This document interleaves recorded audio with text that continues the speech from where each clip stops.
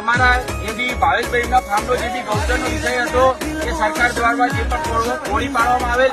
એમાં અમારો રબારી સમાજ સહમત છે, પણ ભવિષ્યના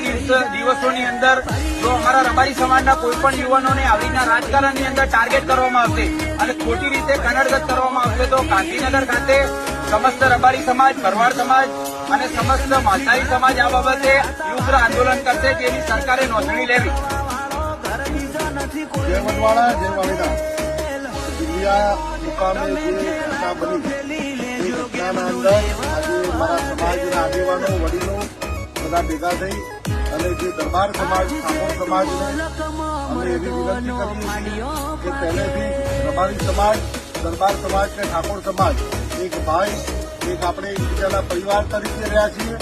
કોઈ સમાજના અંદર રસભેદ ના આવે,